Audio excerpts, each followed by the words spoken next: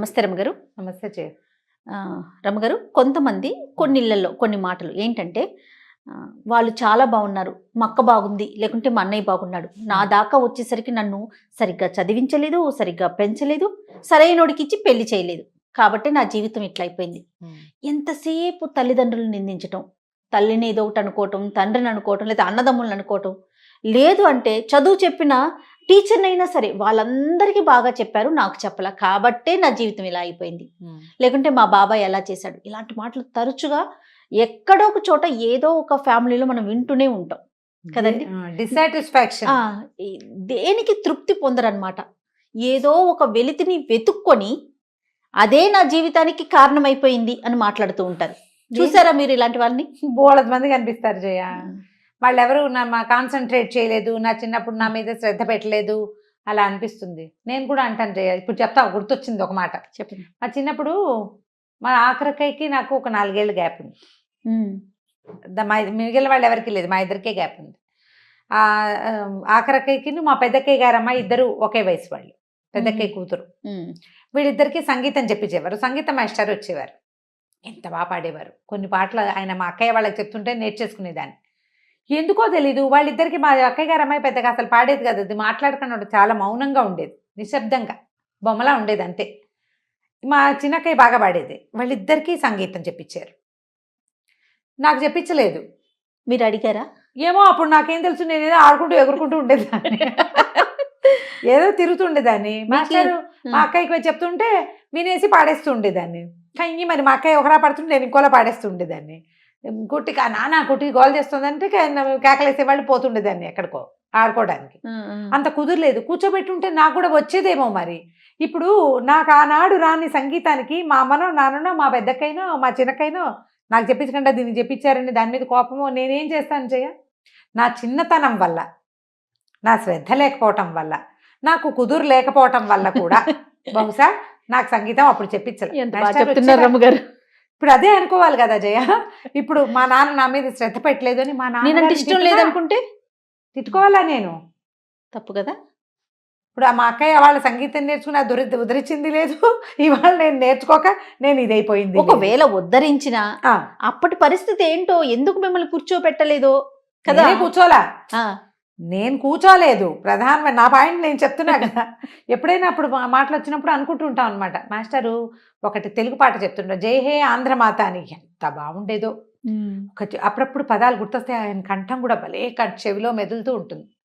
నేను పెద్దగా కూర్చుని పాడేదాన్ని కాదు, వాళ్ళు పాడుతుంటే ఎక్కడెక్కడో ఎగురుకుంటూ పొగడి చెట్టెక్కి అక్కడ కూర్చుని ఇక్కడ కూర్చుని విని వచ్చినవే 4 ముక్కలు, కొన్ని వర్ణాలు అవి కూడా నేను అప్పుడు వినవే కొన్ని వచ్చు నాకు. అంత శ్రద్ధ లేదు, బుద్ధి లేదు. ఒకవేళ వీళ్ళు స్కూల్కి పంపించినా నేను అంత శ్రద్ధగా లేను, కాలేజీకి పంపించినా శ్రద్ధగా, వాళ్ళు శ్రద్ధ పెట్టలేదంటే కుదురుతుంది. పాపం కొంతమంది పిల్లలు అడుగుతారు పాపం. అవును, అప్పుడు తల్లిదండ్రులకి అవకాశం ఉండదో, వాళ్ళకి డబ్బులు లేకో, ఆనాడు అవకాశం కుదరకో, 2-3 పిల్లలకి ఒకేసారి చెప్పించలేకో, ఏవో వ్యవహారాలు అయ్యి ఆ పిల్లలకి చెప్పించలేకపోతారు, చేయలేకపోతారు.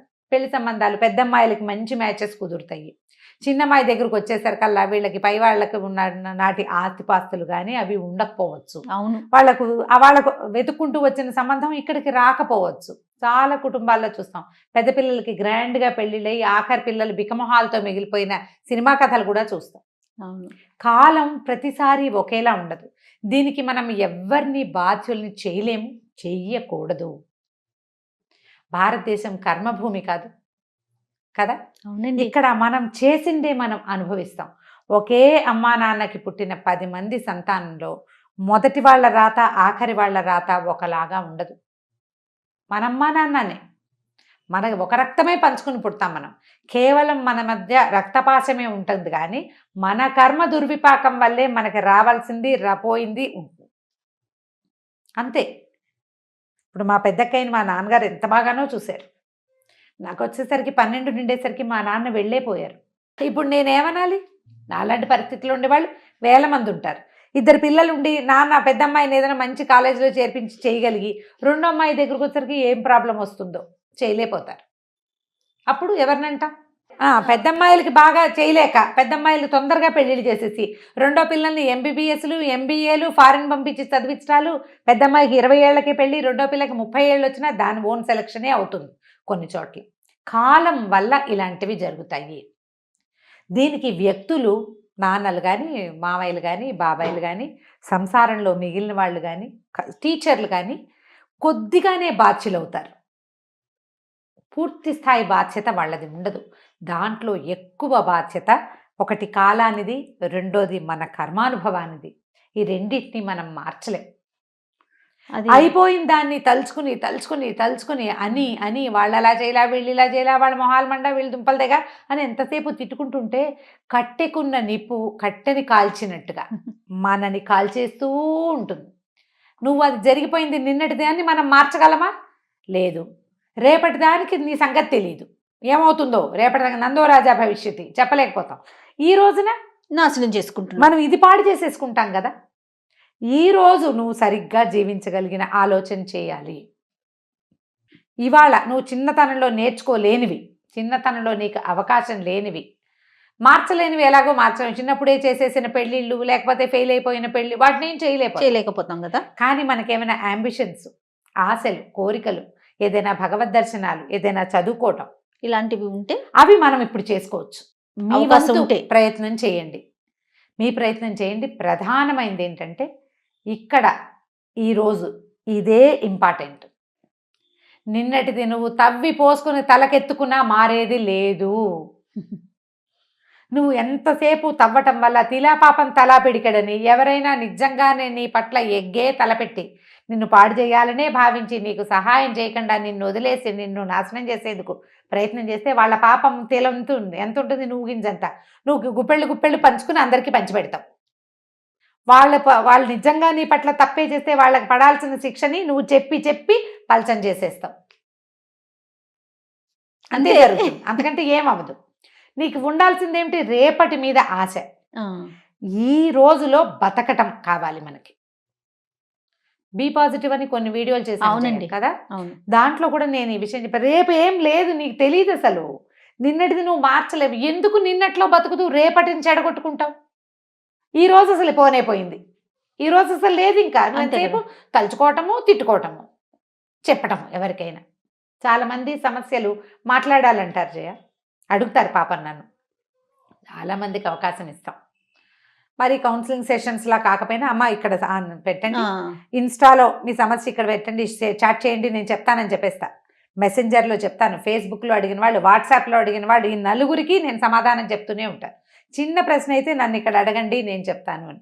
వీళ్ళకి చాలామందికి అంటే సభాముఖంగా ఇంత అందరికీ ఎందుకు చెప్తున్నానంటే మన విషయానికి సొల్యూషన్ వద్దు, మన సొద చెప్పాలి అంతే. కష్టం చెప్పుకోవాలి తప్ప దానికి సొల్యూషన్, ఎందుకంటే దానికి సొల్యూషన్ లేదనే విషయం వాళ్ళకే తెలుసు. వదిలేయటమే సొల్యూషన్.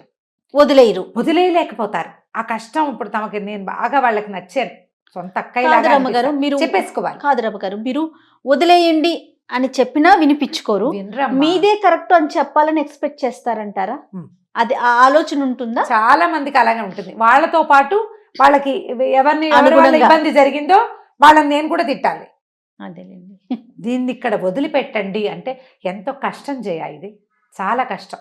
నిన్నటి దాన్ని మర్చిపోవటం, నిన్నటిని జ్ఞాపకం చేసుకోకుండా ఉండటం, బాధించే జ్ఞాపకాలని వదిలిపెట్టడం ఎంత కష్టమో జయ. ఎంత కష్టం. మనకు జరిగిన అవమానాన్ని కానీ మర్చిపోగలుగుతామా? లోపల రగిలిపోతూ ఉంటుంది. కానీ వదిలేయాలి. వదిలితేనే నువ్వు బతుకుతావు, నువ్వు హాయిగా ఉంటావు. లేకపోతే అది అనారోగ్యంగానో మానసిక జాడ్యంగానో నీతోటే ఉంటుంది. నన్ను ఇబ్బంది పెట్టినవాడు నా తప్పేం లేకుండా వాడి కర్మ వాడు అనుభవిస్తాడు అని వదిలేయి. నేను ఏ పొరపాటు చేశానో, ఎప్పుడు ఏ జన్మలో ఏది చేశానో అందుకు నేను దీన్ని అనుభవించాల్సి వచ్చింది. నా కర్మ, దీన్ని అనుగుణంగా నాకు ఇది జరిగింది అని అనుకుంటే తల్లిని నేర్చుకుంటారు, తండ్రిని నేర్చుకుంటారు, భగవంతుని కూడా అనుకుంటారు. దేవుడిని తిట్టేవాళ్ళు. మా నాన్నగారు చనిపోయారు, నేను అప్పటి నుంచి దేవుడిని నమ్మడం మానేశారని చెప్పారు నాకు ఒక ఆవిడ. అంటే దేవుడిని నమ్మితే నాన్న మనతో పాటు కలకాలం ఎవరి నాన్నలైనా బతికుంటారమ్మా? బుద్ధుడి కథ ఒకటి. ఒక ఆవిడ తన కుమారుడిని తీసుకొచ్చి అడిగింది, నా పిల్లవాడు చనిపోయాడు, భర్త లేడు, పిల్లాడు చచ్చిపోతే నేను ఎట్లా బతకను దేవా, బతికించు నా కోసం అని. బుద్ధ భగవానుడు ఆవిడకి ఏం చెప్పాడంటే, అమ్మ మరణం లేని ఇంట్లో నుంచి ఒక గుప్పెడి బియ్యం తీసుకురా, నీ పిల్లాడిని బతికిస్తానని. ఆవిడ పొద్దు నుంచి సాయంత్రం దాకా మొత్తం శ్రావస్తిలో ఉన్న అన్ని ఇళ్ళకి వెళ్ళింది. అవును. మరణం లేని ఇల్లు లోకంలో ఉండదు. మన పరిస్థితులు అట్లా ఉంటాయి. సడన్గా నాన్న డెత్, చనిపోవటం, అవును. కుటుంబానికి ఏ ఆసరా లేకపోవటం, మనకి ఏదో బోళ్ళని జీవితం మీద ఆశలు పెట్టుకుంటే ఆశలు కూలిపోవటం. మన కర్మానుభవం, భగవంతుడు ఏం చేయలేడు అందులో. నువ్వు భగవంతుడి మీద ద్వేషం పెట్టుకుంటే నీకు ఆ సహాయం కూడా ఉండదు. అతడున్నాడన్న ఆలంబన ధైర్యం కూడా మనకు ఉండదు కదా. ఉండదు కదా. మనం నమ్మవలసింది మన కర్మ దుర్విపాకాన్ని. ఇతరులని నిందించడం మానేయండి. దానివల్ల మీరు ప్రశాంతంగా ఉంటారు. మీరు ఇప్పుడు ఈ రోజున మీరు కోల్పోయిన దాంట్లో ఏవైనా కొన్ని గెయిన్ చేయగలరేమో ప్రయత్నం చేసి ఆ దిశగా ప్రయాణించండి హోప్ఫుల్గా. అది చేస్తే ప్రశాంతత వస్తుంది. ఎవరిని వాళ్ళు ఎలా చేశారు, వీళ్ళు ఎలా చేశారు, వాళ్ళు సరిగ్గా చేయలేదు అనేటప్పుడు నేనేమైనా సరిగ్గా ఉన్నానా అనేది ప్రశ్నించుకోండి. నేనున్నానా సరిగ్గా, నేను చేసేది కరెక్టేనా, లేదా నేను ఇప్పుడైనా నేను సరిగ్గా, వాళ్ళు ఎవరో సరిగ్గా లేదు, నేనైనా సరిగ్గా ఉంటాను. అసలు మన వైపుకి ఆలోచనే రాకపోతుంది రాదు. అమ్మగారు. అలా రాదు జయ. కదండి? లోక సహజమైంది. దాంతో ఉక్రోషతోటి మనం ఆలోచించలేకపోతాం. మెయిన్ అది. దాన్ని తగ్గించుకునే ప్రయత్నం చేయాలి. సరిగ్గా ఆలోచించండి. మనదైన పాజిటివ్ సమాజాన్ని సొంతం చేసుకోండి. సూపర్. Thank you. నమస్తే రమ్మగారు. నమస్తే జయ.